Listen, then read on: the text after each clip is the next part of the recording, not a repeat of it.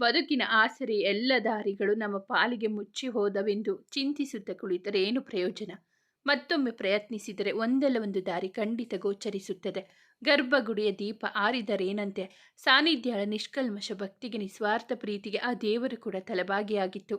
ಅವಳು ಸಿರಿಗೆ ಏನು ಆಗುವುದಿಲ್ಲವೇ ಎನ್ನುವಂತೆ ಬಲಗಡೆಯಿಂದ ಅವರ ಪ್ರಸಾದವಾಗಿ ಜಾರಿದ ಪುಷ್ಪನೆರ ಕುರುಳಿರಿತು. ಗುರುಗಳು ಆ ಪ್ರಸಾದವನ್ನು ಜೊತೆಗೆ ದೇವರ ಗಂಧವನ್ನು ಸಾನ್ನಿಧ್ಯಾಳಿಗೆ ನೀಡಿ ಅದನ್ನು ಅವನ ಹಣೆಗೆ ಹಚ್ಚುವಂತೆ ತಿಳಿಸಿದರು. ಸಾನ್ನಿಧ್ಯ ದೇವರ ಹಾಗೂ ಗುರುಗಳ ಆಶೀರ್ವಾದವನ್ನು ಪಡೆದವಳು ಆಸ್ಪತ್ರೆಯ ದಾರಿ ಹಿಡಿದಿದ್ದಳು. ಪಲ್ಸ್ ರೇಟ್ ಕಡಿಮೆಯಾಗಿ ಚಿರು ಒಮ್ಮೆಲೆ ಜೋರಾಗಿ ಉಸಿರು ತೆಗೆದುಕೊಂಡಿದ್ದ. ಅವನ ಇಡೀ ದೇಹ ಕ್ಷಣಕಾಲ ತಣ್ಣಗಾಗಿತ್ತು. ವೈದ್ಯರು ಕೂಡ ಕ್ಷಣಕಾಲ ಭಯಗೊಂಡರು. ಅದ್ಯಾವ ಶಕ್ತಿಯೋ ಪವಾಡವೋ, ಅವನ ಅದೃಷ್ಟವೋ ಅಥವಾ ಸಾನ್ನಿಧ್ಯಳ ನಿಸ್ವಾರ್ಥ ಪ್ರೀತಿಯ ಫಲವೋ. ಚಿರು ನಿಧಾನವಾಗಿ ಉಸಿರಾಡಲು ಪ್ರಾರಂಭಿಸಿದ್ದ. ವೈದ್ಯರು ತಡಮಾಡದೆ ತಮ್ಮ ಚಿಕಿತ್ಸೆಯನ್ನು ಮುಂದುವರೆಸಿದ್ದರು. ಚಿರು ಟ್ರೀಟ್ಮೆಂಟ್ಗೆ ಸ್ಪಂದಿಸತೊಡಗಿದ್ದ. ಆದರೆ ಅವನಿಗಿನ್ನೂ ಪ್ರಜ್ಞೆ ಬಂದಿರಲಿಲ್ಲ. ಸಾನ್ನಿಧ್ಯ ಆಸ್ಪತ್ರೆಗೆ ಬರುವ ವೇಳೆಗಾಗಲೇ ರಾತ್ರಿಯಾಗಿತ್ತು. ಅರ್ಜುನ್ ಮತ್ತು ನಯನ ಮನೆಯವರೆಲ್ಲರಿಗೂ ಧೈರ್ಯ ಹೇಳಿ ಒತ್ತಾಯ ಮಾಡಿ ಮನೆಗೆ ಹೋಗುವಂತೆ ತಿಳಿಸಿದ್ದರಿಂದ ಎಲ್ಲರೂ ಮನಸ್ಸಿಲ್ಲದಿದ್ದರೂ ಮನೆಗೆ ಹೋಗಿದ್ದರು. ಆಸ್ಪತ್ರೆಗೆ ಬಂದ ಸಾನ್ನಿಧ್ಯ ಅರ್ಜುನ್ನನ್ನು ಅಪ್ಪಿ ಜೋರಾಗಿ ಅಳಲಾರಂಭಿಸಿದಳು. ಅಲ್ಲಿಯವರೆಗೂ ಅರ್ಜುನ್ ಕಷ್ಟಪಟ್ಟು ತಡೆದಿಟ್ಟಿದ್ದ ಕಣ್ಣೀರ ಹನಿಗಳು ಅವನ ಕೆನ್ನೆಯನ್ನು ತೇವವಾಗಿಸಿದ್ದವು. ನಯನ ಇಬ್ಬರಿಗೂ ಸಮಾಧಾನ ಮಾಡಿ ಸಾನ್ನಿಧ್ಯಳನ್ನು ಐಸಿಯು ಬಳಿ ಬಿಟ್ಟು ಬಂದಳು. ಸಾನ್ನಿಧ್ಯ ಭಯದಿಂದಲೇ ಐಸಿಯು ಒಳಗೆ ಕಾಲಿಟ್ಟಳು. ಅವಳು ಸುರಿನ ಒಡೆಯ ಏನು ಅರಿಯದವನಂತೆ ನಿಶ್ಚಿಂತೆಯಿಂದ ಮಲಗಿದ್ದ. ಮನೆಯವರ ಆಗಮನದ ನಿರೀಕ್ಷೆಯಲ್ಲಿ ಕಾಯುತ್ತಿದ್ದ ಅಮೃತ ಮಕ್ಕಳಿಗೆ ಊಟ ಮಾಡಿಸಿ ಅವರನ್ನು ಮಲಗಿಸಿದ್ದವಳು ಸೋಫಾದ ಮೇಲೆ ನಿದ್ದೆ ಹೋಗಿದ್ದಳು. ಹಣೆಗೆ ಆದ ಗಾಯಕ್ಕಿಂತ ಮನಸ್ಸಿಗೆ ಆದ ಗಾಯ ಆಕೆಗೆ ಮತ್ತಷ್ಟು ಚಿತ್ರಹಿಂಸೆ ನೀಡುತ್ತಿತ್ತು. ಒಳಗೊಳಗೆ ಕುದ್ದು ಹೋಗಿದ್ದವಳ ಮನಸ್ಸಿನ ನೋವು ಅರಿತವರಾರು? ಮನೆಯವರೆಲ್ಲರೂ ಮನೆಗೆ ಬಂದಾಗ ಅಮೃತ ಹಾಗೆಯೇ ಸೋಫಾದ ಮೇಲೆ ಮಲಗಿರುವುದನ್ನು ನೋಡಿದ ಸೀತಾ ಅವರು ಅವಳ ಬಳಿ ಸಾಗಿ ಅವಳ ಹಣೆಗೆ ಬ್ಯಾಂಡೇಜ್ ಸುತ್ತಿರುವುದನ್ನು ನೋಡಿ ಇದು ಹೇಗಾಯಿತು ಎನ್ನುವಂತೆ ಗಾಬರಿಯಿಂದ ವಿಕ್ರಮ್ ಮುಖ ನೋಡಿದರು. ಆದರೆ ಅವನು ತನಗೇನು ಗೊತ್ತೇ ಇಲ್ಲವೆನ್ನುವಂತೆ ಮುಖ ಮಾಡಿದ. ಒಮ್ಮೆ ಅವಳ ಹಣೆ ಮುಟ್ಟಿ ನೋಡಿದರು. ಕೆಂಡದಂತೆ ಸುಡುತ್ತಿತ್ತು. ಆ ಶಾಖಕ್ಕೆ ಕೈಯಿಂದ ತೆಗೆದವರು ವಿಕ್ರಮ್ಗೆ ಅವಳನ್ನು ಎತ್ತಿಕೊಂಡು ಹೋಗಿ ರೂಮಿನಲ್ಲಿ ಮಲಗಿಸುವಂತೆ ತಿಳಿಸಿ ತಾವು ತಣ್ಣೀರಿನ ಬಟ್ಟೆ ತರಲು ಹೊರಟರು. ಇತ್ತ ಅವಳ ಮೇಲೆ ಬೆಟ್ಟದಷ್ಟು ಕೋಪವಿದ್ದರು ಮನೆಯವರ ಮುಂದೆ ಅದನ್ನು ತೋರಿಸದ ಅವಳನ್ನು ಎತ್ತಿಕೊಂಡು ಹೋಗಿ ರೂಮಿನಲ್ಲಿ ಮಲಗಿಸಿದ. ಮನೆಯವರಂತೂ ಒಂದಾದ ಮೇಲೆ ಒಂದರಂತೆ ಸಂಭವಿಸುತ್ತಿರುವ ಅನಾಹುತಗಳಿಂದ ಮತ್ತಷ್ಟು ಕುಗ್ಗಿ ಹೋಗಿದ್ದರು. ನಿದ್ದೆ ಯಾರ ಬಳಿಯೂ ಸುಳಿಯಲಿಲ್ಲ. ಸೀತಾ ಅವರು ತಣ್ಣೀರಿನ ಬಟ್ಟೆ ತಂದು ಅವಳ ಹಣೆಯ ಮೇಲೆ ಹಾಕಿದರು. ಆದರೆ ಜ್ವರ ಇಳಿಯುವ ಯಾವ ಲಕ್ಷಣಗಳು ಕಾಣಲಿಲ್ಲ. ಆಗ ರಾಮ್ಪ್ರಸಾದ್ ಅವರೇ ಅವಳಿಗೆ ಒಂದು ಇಂಜೆಕ್ಷನ್ ನೀಡಿ ಬೆಳಗ್ಗೆ ಅಷ್ಟೊತ್ತಿಗೆ ಜ್ವರ ಇಳಿಯುತ್ತದೆ ಎಂದರು. ವಿಕ್ರಮ್ ನಾನೇ ಅಮೃತಾಳನ್ನು ನೋಡಿಕೊಳ್ಳುವುದಾಗಿ ತಿಳಿಸಿರುವ ಎಲ್ಲರನ್ನು ಕೆಳಗೆ ಕಳುಹಿಸಿದ. ಇಂಜೆಕ್ಷನ್ ಪ್ರಭಾವಕ್ಕೆ ಸ್ವಲ್ಪ ಜ್ವರ ಕಡಿಮೆಯಾದರೂ ರಾತ್ರಿಯೆಲ್ಲ ಏನನ್ನು ಕನವರಿಸಿ ಬೆಚ್ಚಿ ಬೀಳುತ್ತಿದ್ದವಳನ್ನು ಕಂಡವ ಅವಳನ್ನು ತನ್ನೆದೆಯ ಮೇಲೆ ಮಲಗಿಸಿಕೊಂಡು ಬಿಗಿಯಾಗಿ ಅಪ್ಪಿದ. ಎಷ್ಟೇ ಆಗಲಿ ಪ್ರೀತಿಸಿ ಮದುವೆಯಾದವಳಲ್ಲವೇ? ಅವಳ ಮೇಲೆ ಎಷ್ಟೇ ಕೋಪವಿದ್ದರೂ ಅವಳ ನರಳಾಟವನ್ನು ಅವನಾದರೂ ಹೇಗೆ ಸಹಿಸಿಯನು? ತನ್ನವನೆದೆಯ ಮೇಲೆ ಮಲಗಿದ್ದರೂ ಒಮ್ಮೊಮ್ಮೆ ಕನಸಿನಲ್ಲಿಯೂ ಬೆಚ್ಚಿದಾಗಲೆಲ್ಲ ಅವನ ಶರ್ಟನ್ನು ಗಟ್ಟಿಯಾಗಿ ಹಿಡಿದು ಮುದ್ದೆ ಮಾಡಿ ಬಿಡುತ್ತಿದ್ದಳು. ರಾತ್ರಿ ಪೂರ ಅವಳನ್ನು ಎದೆಗೆ ಹುಚ್ಚಿಕೊಂಡು ಪುಟ್ಟ ಮಗುವಿನಂತೆ ನೋಡಿಕೊಳ್ಳುತ್ತಿದ್ದವನಿಗೆ ಯಾವಾಗ ನಿದ್ದೆ ಆವರಿಸಿತು ತಿಳಿಯದು. ಸಾನ್ನಿಧ್ಯಾಳನ್ನು ಐಸಿಯು ಬಳಿ ಬಿಟ್ಟು ಬಂದ ನಯನ ಅರ್ಜುನ್ನ ಪಕ್ಕ ಬಂದು ಕುಳಿತಳು. ಅವಳ ಮಡಿಲಿನಲ್ಲಿ ತಲೆಯಿಟ್ಟ ಅರ್ಜುನ್ ಮನದ ನೋವನ್ನು ಅರಿಯದವಳೇನಲ್ಲ. ಆದರೂ ಈಗ ಬಿಟ್ಟರೆ ಮುಂದೆ ಸತ್ಯಾಂಶ ತಿಳಿಯಲಾಗುವುದಿಲ್ಲ ಎಂದರಿತವಳು ಅವನ ಹಣೆಗೆ ಚುಂಬಿಸಿ ಅವನ ಕಣ್ಣೀರನ್ನು ಒರೆಸಿ ಮಾತು ಪ್ರಾರಂಭಿಸಿದಳು. ಅರ್ಜುನ್, ಚಿರು ನನಗೆ ತಮ್ಮನೇ ಆಗಿದ್ರು. ನನಗಿಂತ ಜಾಸ್ತಿ ನೀವೇ ಅವನನ್ನು ಪ್ರೀತಿಸೋದು ಅನ್ನೋದು ನಂಗೆ ಗೊತ್ತು. ಅವನಿಗೆ ಈ ತರಹ ಆಗಿದೆ ಅಂತ ತಿಳಿದಾಗಿನಿಂದ ನೀವು ನೀವಾಗಿಲ್ಲ. ನಿಮ್ಮ ಮನಸ್ಸಿಗೆ ಎಷ್ಟು ನೋವಾಗಿದೆ ಅನ್ನೋದು ನಂಗೆ ಗೊತ್ತು. ಹಾಗಂತ ನೀವು ನನ್ನನ್ನು ತಪ್ಪಾಗಿ ತಿಳ್ಕೊಂಡ್ರೂ ಪರವಾಗಿಲ್ಲ. ನಾನು ಕೇಳೋ ಪ್ರಶ್ನೆಗೆ ಸರಿಯಾಗಿ ಉತ್ತರ ಕೊಡ್ತೀರಾ ಪ್ಲೀಸ್? ನೋವಿನಲ್ಲಿದ್ದರೂ ಅವಳ ಕೋರಿಕೆಗೆ ಇಲ್ಲವೆನ್ನಲಾಗಲಿಲ್ಲ. ಏನು ಎನ್ನುವಂತೆ ಕಣ್ಣಿನಲ್ಲಿಯೇ ಪ್ರಶ್ನಿಸಿದ. ಅವನ ತಲೆಯನ್ನು ನೆವರಿಸುತ್ತಲೇ ಅರ್ಜುನ್, ವಿಕ್ರಮ್ ಮದುವೆ ದಿನದಿಂದ ನಿಮ್ಮಿಬ್ಬರನ್ನು ನೋಡ್ತಾನೆ ಇದ್ದೀನಿ. ಇಬ್ಬರು ಕೂಡ ಯಾವುದೋ ಟೆನ್ಷನ್ನಲ್ಲೇ ಇರ್ತೀರಾ. ಮದುವೆ ದಿನ ಕೂಡ ಮದುವೆ ಮುಗಿಸಿ ಎಲ್ಲರೂ ಮನೆಗೆ ಬರುವಾಗಲೂ ಅಷ್ಟೇ ನೀವಿಬ್ಬರು ನಮ್ಮ ಜೊತೆ ಬರಲಿಲ್ಲ. ಮನೆಯವರೆಲ್ಲರೂ ನೀವಿಬ್ಬರು ಒಟ್ಟಿಗೆ ಇದ್ದೀರಾ, ಒಟ್ಟಿಗೆ ಬರ್ತೀರಾ ಅಂದ್ಕೊಂಡಿದ್ರು. ಹಾಗಂತ ಅದೇ ನಿಜ ಅಂತ ವಾದಿಸೋಕೆ ಬರಬೇಡಿ. ಯಾಕಂದರೆ ನನಗೆ ಚೆನ್ನಾಗಿ ಗೊತ್ತು ನೀವಿಬ್ಬರು ಅವತ್ತು ಒಟ್ಟಿಗೆ ಇರಲಿಲ್ಲ ಅಂತ. ಮೊದಲು ಚಿರು ಕಾಣೆಯಾಗಿದ್ದ. ನಂತರ ನೀವು ಯಾವುದೋ ಕಾಲ್ ಬಂದಾಗ ಅದನ್ನು ರಿಸೀವ್ ಮಾಡಿದವರು ಗಾಬರಿಯಿಂದಲೇ ಯಾರಿಗೂ ತಿಳಿಸದೆ ಅಲ್ಲಿಂದ ಹೊರಟು ಹೋದ್ರಿ. ಆಗಲೇ ನನಗೆ ಇಲ್ಲೇನೋ ಸರಿಯಿಲ್ಲ ಅನ್ನೋ ಅನುಮಾನ ಬಂದಿತ್ತು. ಆ್ಯಂಡ್ ನನ್ನ ಅನುಮಾನ ಕೂಡ ನಿಜವಾಗಿತ್ತು. ನೀವಿಬ್ಬರು ಮನೆಗೆ ಬಂದಾಗ ನಿಮ್ಮ ಮುಖದಲ್ಲಿ ಟೆನ್ಷನ್ ಇತ್ತು, ಚಿರು ಮುಖದಲ್ಲಿ ಸುಸ್ತಿತ್ತು. ಆದರೂ ನೀವಿಬ್ಬರು ಏನು ನಡೆದೇ ಇಲ್ಲವೇನೋ ಅನ್ನೋ ಥರ ಬಿಹೇವ್ ಮಾಡಿದರೆ ಆಗ ನನ್ನ ಅನುಮಾನ ಮತ್ತಷ್ಟು ಜಾಸ್ತಿ ಆಯಿತು. ನಿಜ ಹೇಳಿ ಅರ್ಜುನ್, ನಿನ್ನೆಯಿಂದ ಏನಾಗಿದೆ ನಿಮ್ಮಿಬ್ಬರಿಗೆ? ಯಾಕೆ ಎಲ್ಲರಿಂದ ಎಲ್ಲವನ್ನು ಮುಚ್ಚಿಡುವ ಪ್ರಯತ್ನ ಮಾಡುತ್ತಿದ್ದೀರಾ ಎಂದವಳ ಕಣ್ಣಿನಿಂದ ಜಾರಿದ ಬಿಂದುಗಳು ಅರ್ಜುನ್ನ ಹಣೆಯನ್ನು ಅಪ್ಪಿದವು. ಎದ್ದು ಕುಳಿತ ಅರ್ಜುನ್ ಅವಳ ಕಣ್ಣೀರನ್ನು ತೊಡೆದು ಅವಳನ್ನು ತನ್ನೆದೆಗೊರಗಿಸಿಕೊಂಡ. ಅವಳ ಮನದ ನೋವನ್ನು ಅವನಲ್ಲದೆ ಮತ್ಯಾರು ಬಲ್ಲರು. ನಯನ, ಎಲ್ಲರಿಂದ ವಿಷಯ ಮುಚ್ಚಿಡಬೇಕು ಎನ್ನುವುದು ನಮ್ಮ ಉದ್ದೇಶವಾಗಿರಲಿಲ್ಲ. ಆದರೆ ಎಲ್ಲರೂ ಸಂತೋಷವಾಗಿರುವಾಗ ವಿಷಯ ಹೇಳಿ ಅವರ ಸಂತೋಷವನ್ನು ಹಾಳು ಮಾಡೋಕೆ ನಮ್ಮಿಬ್ಬರಿಗೂ ಇಷ್ಟವಿರಲಿಲ್ಲ ಅಷ್ಟೆ. ಅರ್ಜುನ್, ಸಂಬಂಧಗಳು ಅಂದರೆ ಏನು ಅಂದ್ಕೊಂಡಿದ್ದೀರಾ? ಕೇವಲ ಸಂತೋಷದಲ್ಲಿ ಮಾತ್ರ ಜೊತೆಗಿದ್ದು ನೋವಿನಲ್ಲಿದ್ದಾಗ ದೂರ ನಿಲ್ಲೋದು ಅಂತಾನ? ಹಾಗೇನಾದರೂ ನೀವು ಅದೇ ನಿಜ ಅಂತ ಅಂದ್ಕೊಂಡಿದ್ರೆ ಅದು ನಿಮ್ಮ ತಪ್ಪು ಕಲ್ಪನೆ ಅರ್ಜುನ್. ನಮ್ಮ ಕಷ್ಟಗಳಿಗೆ ಹಾಗೆ ಬರೋದು ಕೇವಲ ನಮ್ಮ ಮನೆಯವರ ಜೊತೆಗೆ ನಿಜವಾದ ಅರ್ಥದಲ್ಲಿ ನಮ್ಮವರು ಎನಿಸಿಕೊಂಡ ಸ್ನೇಹಿತರು ಮಾತ್ರ. ನಿಮಗೆ ಇದನ್ನು ನಾನು ಹೇಳಬೇಕಾಗಿರೋ ಅವಶ್ಯಕತೆ ಇಲ್ಲ. ಯಾಕಂದರೆ ಇದು ನಿಮಗೂ ಗೊತ್ತು ಅಲ್ವಾ, ನಮ್ಮಗಳ ನಡುವಿನ ಬಾಂಧವ್ಯ ಅದೆಷ್ಟು ಗಟ್ಟಿಯಾಗಿದೆ, ಮತ್ತು ನಾವೆಲ್ಲರೂ ಒಬ್ಬರನ್ನೊಬ್ಬರು ಎಷ್ಟೊಂದು ಪ್ರೀತಿ ಮಾಡ್ತೀವಿ ಅಂತ. ಆಗಿದ್ದು ನೀವಿಬ್ಬರು ಮಾತ್ರ ಇಲ್ಲಿ ನೋವು ಅನುಭವಿಸುತ್ತಿದ್ದರೆ ಅಲ್ಲಿ ನಾವು ಹೇಗೆ ಖುಷಿಯಾಗಿರ್ತೀವಿ ಅಂದ್ಕೊಂಡ್ರಿ? ನೀವು ತುಂಬ ದೊಡ್ಡ ತಪ್ಪು ಮಾಡಿಬಿಟ್ರಿ ಅರ್ಜುನ್. ನಿನ್ನೆ ಏನು ನಡೆಯಿತು, ಇಲ್ಲಿ ಏನು ನಡೀತಾ ಇದೆ ಅಂತ ಹೇಳಿದರೆ ಇವತ್ತು ಈ ಪರಿಸ್ಥಿತಿ ಬರ್ತಾ ಇರಲಿಲ್ಲ ಅಲ್ವಾ? ಸಾರಿ ನಯನ, ಹೇಳ್ಬಾರ್ದು ಅಂತ ಏನಿರಲಿಲ್ಲ. ನಿಂಗೂ ಗೊತ್ತಲ್ವಾ ನಿನ್ನ ತಮ್ಮನ ಬಗ್ಗೆ. ನಾನೇ ಮನೆಯವರ ಹತ್ತಿರ ವಿಷಯ ಹೇಳ್ತೀನಿ ಅಂದರು ಅವನೇ ನನ್ನನ್ನು ತಡೆದ. ಆದರೆ ಒಂದು ಕ್ಷಣ ಮೈ ಮರೆತಿದ್ದಕ್ಕಾಗಿ ನಾವು ಇಷ್ಟೊಂದು ಬೆಲೆ ತರಬೇಕಾಗುತ್ತದೆ ಅಂತ ನಮಗೆ ಖಂಡಿತ ಗೊತ್ತಿರಲಿಲ್ಲ ನಯನ. ಅರ್ಜುನ್, ಆಗಿದ್ದನ್ನು ಬದಲಾಯಿಸಲು ಯಾರಿಂದಲೂ ಸಾಧ್ಯವಿಲ್ಲ. ಚಿರು ಹುಷಾರಾಗ್ತಾನೆ ಅಂತ ಡಾಕ್ಟರ್ ಹೇಳಿದ್ರು ಅಲ್ವಾ? Don't worry Arjun. ಸಾವಿಗೆ ಭಯ ಹುಟ್ಟಿಸುವಂತಹ ಭೂಪನಂತಮ್ಮ. ಆದಷ್ಟು ಬೇಗ ಅವನು ಹುಷಾರಾಗ್ತಾನೆ. ನೀನು ಹೇಳಿದ್ದು ನಿಜ ನಯನ. ಚಿರು ಬೇಗ ಚೇತರಿಸಿಕೊಂಡರೆ ಅಷ್ಟೇ ಸಾಕು. ದೇವರ ಮೇಲೆ ನಂಬಿಕೆ ಇಡಿ ಅರ್ಜುನ್, ಎಲ್ಲವೂ ಒಳ್ಳೆಯದೇ ಆಗುತ್ತೆ. ಆದರೆ ಅರ್ಜುನ್, ಇದೆಲ್ಲ ಹೇಗಾಯಿತು? ಯಾರು ಮಾಡಿದ್ದು ಇದೆಲ್ಲ? ಹೇಳ್ತೀನಿ. ಅದಕ್ಕೂ ಮೊದಲು ನನಗೆ ಮಾತು ಕೊಡು, ಈ ವಿಷಯನ ಯಾರ ಹತ್ರನೂ ಹೇಳಲ್ಲ ಅಂತ. ಪ್ರಾಮಿಸ್ ಅರ್ಜುನ್, ನಾನು ಯಾರ ಹತ್ರನೂ ಹೇಳಲ್ಲ. ಈಗಲಾದರೂ ಹೇಳಿ. ನಯನ, ಚಿರು ಮೇಲೆ ಈ ಥರ ಅಟ್ಯಾಕ್ ಆಗ್ತಾ ಇರೋದು ಇದು 2ನೇ ಸಲ. ಮೊದಲ ಬಾರಿ ಆಗಿದ್ದು ವಿಕ್ರಮ್ ಮದುವೆ ದಿನ, 2ನೇ ಬಾರಿ ಆಗಿದ್ದು ಇವತ್ತು. ಅವನಿಂದ ದೂರ ಸರಿದವಳು. ಏನು ಹೇಳ್ತಾ ಇದ್ದೀರಾ ಅರ್ಜುನ್? ನನ್ನ ಚಿರು ಮೇಲೆ ಯಾರಿಗೆ ದ್ವೇಷವಿದೆ? ಯಾರಾದರೂ ಯಾಕೆ ಅವನ ಮೇಲೆ ಅಟ್ಯಾಕ್ ಮಾಡ್ತಾರೆ? ಅವನ ಜೀವಕ್ಕೆ ಅಪಾಯ ಇದೆ ಅಂತ ಗೊತ್ತಿದ್ರು ನೀವು ಯಾಕೆ ಇವತ್ತು ಅವನೊಬ್ಬನಿಗೆ ಹೋಗೋಕೆ ಬಿಟ್ರಿ?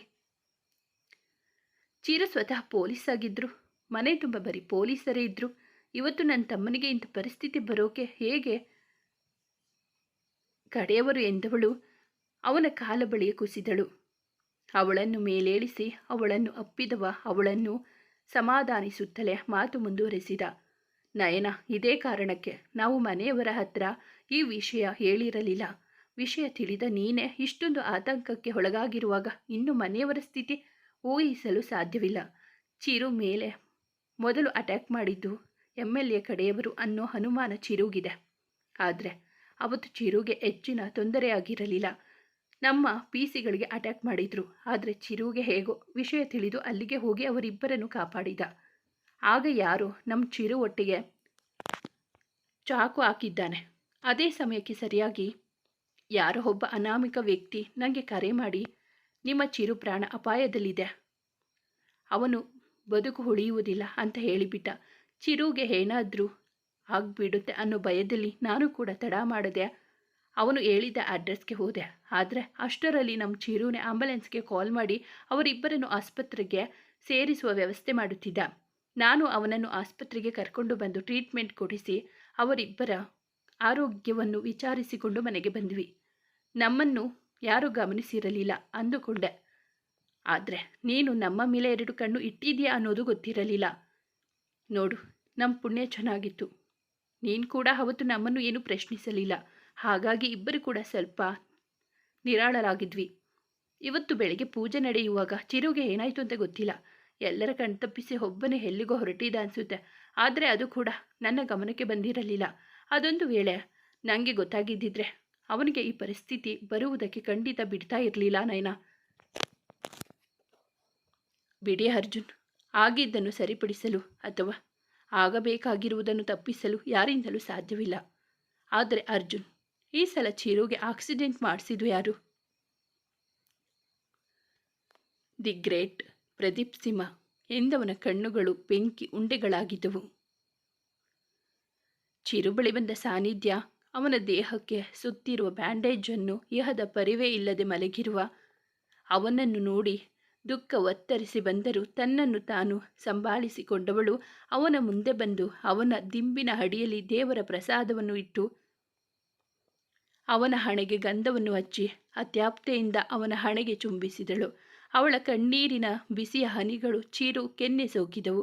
ನಿಸ್ತೇಜ ಮುಖ ಹೊತ್ತು ಮಲಗಿರುವ ಅವಳ ಹೃದಯದ ಅರಸನ ಮೊಗವ ಕಂಡು ಅವನ ಬಳಿ ಚೇರೆಳೆದು ಕುಳಿತು ಅವನ ಕೈ ತನ್ನ ಬೊಗಸೆಯಲ್ಲಿ ಹಿಡಿದು ಅವನನ್ನೇ ನೋಡುತ್ತಾ ಕುಳಿತಿದ್ದ ಮನಸ್ಸು ಅವರಿಬ್ಬರು ಒಟ್ಟಿಗೆ ಕಳೆದ ಸುಂದರ ಕ್ಷಣಗಳನ್ನು ನೆನಪಿಸಿಕೊಳ್ಳುತ್ತಿತ್ತು. ಅದೆಷ್ಟೊತ್ತಿನವರೆಗೆ ಮೌನವಾಗಿ ಇದ್ದವಳು ತನ್ನ ಮೌನವನ್ನು ಮುರಿದಿದ್ದಳು. ಪ್ರೀತಿನೇ ಇಲ್ಲ ಅನ್ನೋ ಹಾಗೆ ಇದ್ದ ಜೀವನದಲ್ಲಿ ಪ್ರೀತಿಯ ಹೊಳೆಯನ್ನು ಅರಿಸಿದವನು ನೀನು. ಭಾವನೆಗಳೇ ಇಲ್ಲದ ಬದುಕಿನಲ್ಲಿ ಭಾವನೆಗಳ ಬಣ್ಣವನ್ನು ಎರಚಿದವನು ನೀನು. ಪ್ರೀತಿಯ ಪ್ರಪಂಚ ಇಷ್ಟು ಸುಂದರವಾಗಿ ಇರುತ್ತೆ ಅಂತ ಗೊತ್ತಾಗಿದ್ದು ನಿನ್ನಿಂದ.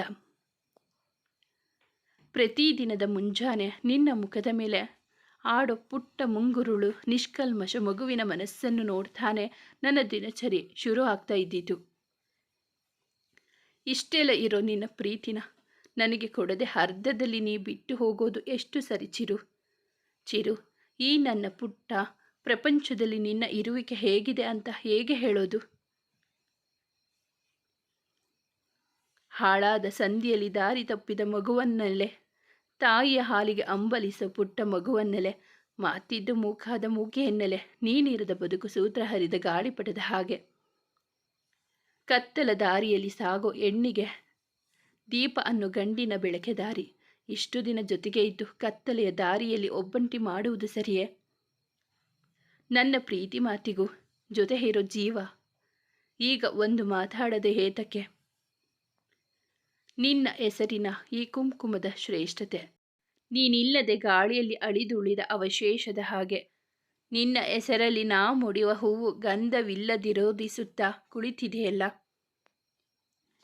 ನಿನ್ನ ಇಲ್ಲದಿರುವಿಕೆ ಎನ್ನುವ ಸಣ್ಣ ಕಲ್ಪನೆಯು ಜೀವ ಹಿಂಡಿ ಕೊಲ್ಲುತ್ತಿದೆಯಲ್ಲ ಎಂದು ಕಣ್ಣೀರು ಒರೆಸುವ ಕೈಗಳು ಇಂದು ನನ್ನ ಕಣ್ಣೀರಲ್ಲಿ ಮುಳುಗಿಸಿ ಸುಮ್ಮನೆ ತಿಳಿಯದೆ ಮಲಗಿದೆಯಲ್ಲ. ನೀಡು ಬಾ ಒಮ್ಮೆ, ಲೆಕ್ಕ ಹಾಕಿದ ಕಣ್ಣೀರಿಗೆ ಸಂತೈಸುವ ಒಮ್ಮೆ. ಈ ಪುಟ್ಟ ಹೃದಯ ಅಳುತ್ತಿದೆಯಲ್ಲ. ಹಠ ಮಾಡಿದೆ ಮನಸ್ಸು ನಿನ್ನ ಮಾತು ಕೇಳಲು, ರಚ್ಚೆ ಹಿಡಿದಿದೆ ಕಂಗಳು ನಿನ್ನ ಕಣ್ಣೋಟದಲ್ಲಿ ಬೆರೆಯಲು. ಒಮ್ಮೆ ಬಂದು ಬಿಡು ಚಿರು. ತಾಯಿಯ ಮಡಿಲು ಬೇಕಾಗಿದೆ, ಸಂತೈಸಿ ಮುತ್ತಿಡುವ ಅಪ್ಪನು ಬೇಕಾಗಿದ್ದಾನೆ, ಕಾಡಿಸುವ ಗೆಳೆಯ ಬೇಕಾಗಿದ್ದಾನೆ. ಪ್ರೀತಿಯ ಸೋನೆ ಮಳೆ ಸುರಿಸುವ ದೇವರಲ್ಲಿ ಕೇಳುವುದೊಂದೇ, ನೀ ಜೊತೆ ಇದ್ದರೆ ಈ ಜೀವಕ್ಕೆ ಅರ್ಥ. ನೀ ಇರದ ಬಾಳು ಬಾಳಲ್ಲ, ನೀ ಇರದ ಹೊಲವು ಬೆಂಕಿಯ ಹೊದಿಕೆ. ಚಿರು, ಒಮ್ಮೆ ಕಣ್ಣು ಬಿಟ್ಟು ನೋಡು. ನೀನೇ ಬೇಕು ಅಂತ ಹಠ ಮಾಡಿರೋ ಈ ಹೃದಯಕ್ಕೆ ನೀ ಸಮಾಧಾನ ಮಾಡು ಬಾ. ನನಗೆ ನೀ ಬೇಕು ಕಣೋ, ಪ್ಲೀಸ್ ಒಂದು ಸಲ ಕಣ್ಣು ಬಿಟ್ಟು ನೋಡು. ಒಂದು ವೇಳೆ ಆ ದೇವರೇ ಬಂದು ನನ್ನ ಹತ್ರ ಹಠ ಮಾಡಿದರೆ, ಇದೇ ನಿನ್ನ ಜೊತೆ ಇಲ್ಲ, ನಾನು ನಿನ್ನ ಜೊತೆ ಬರ್ತೀನಿ ಅಂತಾನೆ ಹೇಳೋದು. ನಿನ್ನ ಬಿಟ್ಟು ನಾ ಎಲ್ಲೂ ಹೋಗಲ್ಲ. ನಿನ್ನ ಪುಟ್ಟ ಹೃದಯದಲ್ಲಿ ಇರ್ತೀನಿ ಅಲ್ವಾ? ಮತ್ತೆ ಯಾಕೆ ನನ್ನ ಕಾಡಿಸೋದು? ನನಗೆ ನೀನೇ ಇಷ್ಟು ನೋವು ಕೊಡೋದು ಸರಿನಾ? ನನ್ನ ಕೈಗೆ ಚೂರು ಗಾಯ ಆದರೆ ತಡೆದುಕೊಳ್ಳದೆ ಇರೋ ನೀನು ಇಷ್ಟು ಅಳು ತರ್ತಿದ್ಯಾ? ಯಾಕೋ ಇಷ್ಟು ಹಠ ಮಾಡ್ತಾ ಇರೋದು? ಬಾರೋ ಒಮ್ಮೆ ಬಂದು ಏನಾದರೂ ಮಾತಾಡೋ ಪ್ಲೀಸ್ ಕಣೋ ಚಿರು ಎಂದು ಒಂದೇ ಸಮ ಅವನ ಎದೆ ಬಡಿತ ಕೇಳುತ್ತಾ ಕಣ್ಣೀರು ಹಾಕುತ್ತಿರುವ ಈ ಹುಡುಗಿಯ ಮಾತಿಗೆ ಕಲ್ಲಿನ ಗೋಡೆಗಳು ಸಹ ಒಂದೊಮ್ಮೆ ಹತ್ತು ಬಿಟ್ಟವು. ಕಾಣದ ದೇವರು ಇವಳ ಅಳುವ ಕಂಡು ತಾನೇ ಮರುಗಿದನು. ವಿಧಿಯ ಕೈವಾಡ ಹೇಗಿದೆ ಎಂದು ತಿಳಿಯದು. ಹಣೆಯ ಬರಹದಲ್ಲಿ ಬರೆದಿರುವ ನಿನ್ನೆಸರ ದೇವಾನುದೇವತೆಗಳ ಹಠವು ಏನು ಮಾಡದು. ಇನ್ನು ದೇವರಿಗೆ ಸವಾಲು ಎಸೆದು ಇದ್ದರೆ, ಅವನೊಂದಿಗೆ ಇಲ್ಲವಾದರೆ ನಾನಿಲ್ಲ. ಅವನಿಲ್ಲದ ಈ ಜೀವನ ಆತ್ಮವಿಲ್ಲದ ದೇಹದಂತೆ. ಆತ್ಮದಲ್ಲಿ ಅವಿತಿರುವ ಪರಮಾತ್ಮನ ನೀನೆ. ನಿನ್ನ ಕೈಯಾರೆ ಕೊಂದೆ ಎನ್ನುವ ಪಾಪವೇಕೆ? ನನ್ನ ಚಿರುಪ್ರಾಣ ಪ್ರೀತಿ ಎರಡು ನನಗಷ್ಟೇ ಮೀಸಲು. ಅವನು ಹುಟ್ಟು ಸಾವು ಬದುಕಿನ ನಿರ್ಧಾರ ನನ್ನ ಜೀವನದ ಜೊತೆಯಲ್ಲಿ ಇರಬೇಕು. ನನ್ನ ಪ್ರೀತಿ ಇದು ನನಗಷ್ಟೇ ಮೀಸಲು. ಕಿತ್ತುಕೊಳ್ಳುವ ಹಕ್ಕು ನಿನಗೆ ನೀಡಿಲ್ಲ, ಅವನಿಗೂ ನೀಡಿಲ್ಲ. ಅರ್ಥ ಆಯ್ತ ದೇವರೇ ಎಂದು ಅವಳು ಅಳುತ್ತಾ ಕಾಣದ ದೇವರಿಗೆ ತಿಳಿ ಹೇಳುವ ಪ್ರಯತ್ನ ಮಾಡಿದಳು. ಆಗ್ತಿಲ್ಲ ಚಿರು, ನನ್ನ ಕೈಲಿ ನಿನ್ನ ಬಿಟ್ಟು ಒಂದು ಕ್ಷಣ ಕೂಡ ಇರೋಕೆ ಆಗ್ತಿಲ್ಲ ಕಣೋ. ನೀನೇ ಬೇಕು ಅನ್ನೋ ಈ ಹೃದಯಕ್ಕೆ ನೀನು ಮಾತ್ರ ಸಮಾಧಾನ ಮಾಡೋಕೆ ಸಾಧ್ಯ. ಎದ್ದೇಳು ಚಿರು ಎಂದು ಮಗು ತಾಯಿಯ ಹಾಲಿಗೆ ಹಂಬಲಿಸಿದಾಗ ಅವನ ಹಿಡಿಯಷ್ಟು ಪ್ರೀತಿಗೆ ಈ ಪುಟ್ಟ ಜೀವ ಹಂಬಲಿಸುವಾಗ ಕಾಣದ ದೇವರು ಇವರ ಪ್ರೀತಿಗೆ ಇನ್ನೂ ಪರೀಕ್ಷೆ ಕೊಡಲು ಎದರಿದ. ಅವನ ಉಸಿರಿನ ಒಡತಿಯ ಕಣ್ಣೀರ ಹನಿಯು ಅವನ ಹೃದಯದ ಅರಸನ ಹೃದಯಕ್ಕೆ ತಿಳಿಯದೆ, ಅವಳ ಹೂವಂತ ಮನಸ್ಸಿಗೆ ನೋವು ನೀಡದೆ ಮಗುವಿನ ತಾಯಿಯ ಸಾಂತ್ವನ ನೀಡಬೇಕಲ್ಲವೇ. ಸಾನ್ನಿಧ್ಯಳ ಮನಸ್ಸಿನ ಮಾತುಗಳು ಚಿರು ಸುಪ್ತ ಮನಸ್ಸಿನಾಳಕ್ಕಿಳಿದಿದ್ದವು. ನಿಧಾನವಾಗಿ ಚಿರು ಉಸಿರಾಡಲು ಪ್ರಾರಂಭಿಸಿದ. ಆದರೆ ಪೂಜೆ ಮಾಡಿ ಸುಸ್ತಾಗಿದ್ದ ಸಾನ್ನಿಧ್ಯ ಅವನೆದೆಯ ಮೇಲೆಯೇ ತಲೆ ಇಟ್ಟು ಪ್ರಜ್ಞೆ ತಪ್ಪಿದವಳಿಗೆ ತನ್ನುಸಿರಿಗೆ ಪ್ರಜ್ಞೆ ಬಂದಿದೆ. ನಿಸ್ವಾರ್ಥ ಮತ್ತು ನಿಷ್ಕಲ್ಮಶ ಪ್ರೀತಿಗೆ ಎಂದಿಗೂ ಸಾವಿಲ್ಲ ಎನ್ನುವುದರ ಅರಿವಾಗಲಿಲ್ಲ. ಚಿರು ತನ್ನುಸಿರಿಗಾಗಿ ಸಾವನ್ನೇ ಗೆದ್ದು ಬಂದಿದ್ದ. ಸಾನ್ನಿಧ್ಯ ಪೂಜೆ ವ್ಯರ್ಥವಾಗಲಿಲ್ಲ. ಸಾನ್ನಿಧ್ಯ ಎಷ್ಟೊತ್ತಾದರೂ ಹೊರಗೆ ಬಾರದಿದ್ದಾಗ ಅವಳನ್ನು ನೋಡಲು ಬಂದ ಅರ್ಜುನ್ ಮತ್ತು ನಯನಾಗೆ ಸಾನ್ನಿಧ್ಯ ಪ್ರಜ್ಞೆ ತಪ್ಪಿ ಬಿದ್ದಿರುವುದನ್ನು ನೋಡಿ ಒಂದು ಕ್ಷಣ ಭಯವಾದರೂ ತಕ್ಷಣವೇ ಅವಳನ್ನು ಬೇರೊಂದು ವಾರ್ಡಿಗೆ ಶಿಫ್ಟ್ ಮಾಡಿಸಿ ಡಾಕ್ಟರನ್ನು ಕರೆದಾಗಲೇ ಅವರಿಗೂ ತಿಳಿದಿದ್ದು ಸಾನ್ನಿಧ್ಯಳ